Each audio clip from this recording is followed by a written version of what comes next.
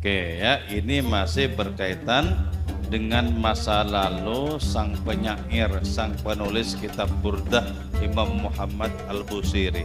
Nah, masa lalunya Imam Busiri itu adalah masa lalu yang kelam. Masa lalu yang kelam.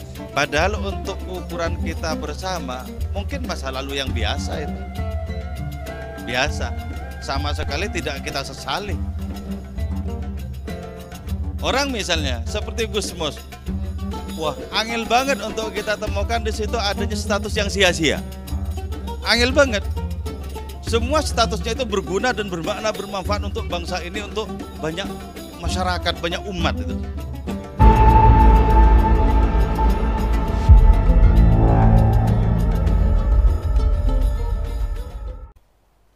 Atau tuh tunduk aku atau mengikuti aku.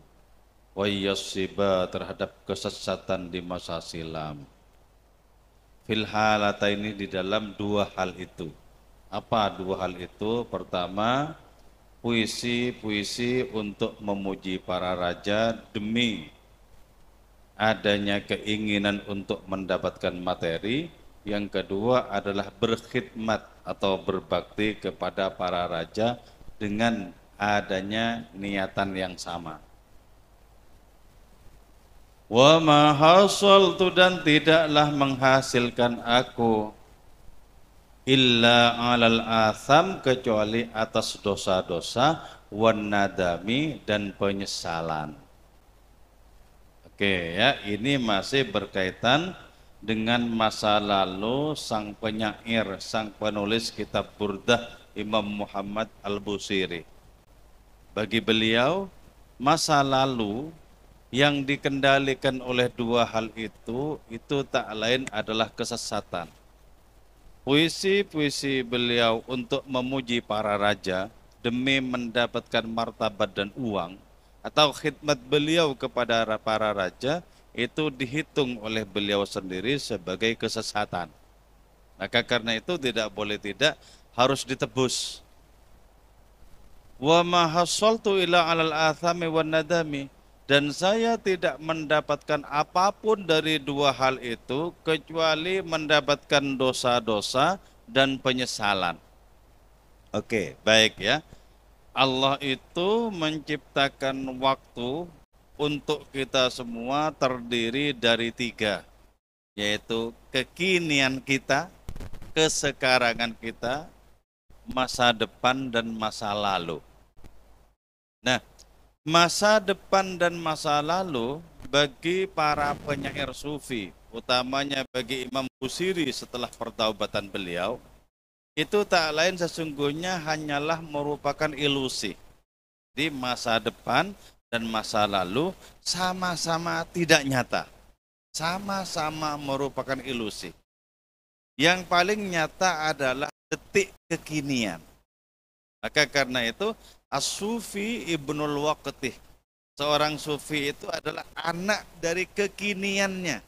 Jadi siapa orang memberikan makna kepada kekiniannya terus menerus, maka orang itu pastilah orang utama, orang yang mendapatkan adanya pangkat di hadapan Allah Ta'ala. Kalau kekiniannya itu senantiasa bermakna spiritual, bermakna keilahian, kekiniannya. Jadi kalau orang kekiniannya itu terjaga, kekiniannya itu baik, orang itu kekiniannya tidak kalah dengan kesia-siaan, pastilah orang itu orang mulia. Pastilah orang itu orang mulia. Maka kemudian disebutkan As-Sufi Ibnul Waqti itu, yang dimaksud anak kekinian adalah orang yang senantiasa memberikan makna pada kekiniannya, kesekarangannya itu loh. Kenapa seperti itu? Karena masa depan dan masa lalu tak lain hanyalah merupakan ilusi. Masa depan belum tentu kita gapai, masa lalu sudah lewat. Tinggal bagaimana kita memberikan arti kepada titik kekiniannya itu. Nah, masa lalunya Imam Busiri itu adalah masa lalu yang kelam. Masa lalu yang kelam. Padahal untuk ukuran kita bersama, mungkin masa lalu yang biasa itu. Biasa. sama sekali tidak kita sesali. Nah, inilah yang perlu kita perhatikan. Apa yang disesali oleh orang-orang suci itu, mestinya juga kita merasa untuk menyesali masa silam diri kita. Jadi kita belajar untuk kulaan penyesalan kepada Imam Busiri ini. Imam Busiri menyesal karena dua hal, puisi dan khidmat kepada para raja.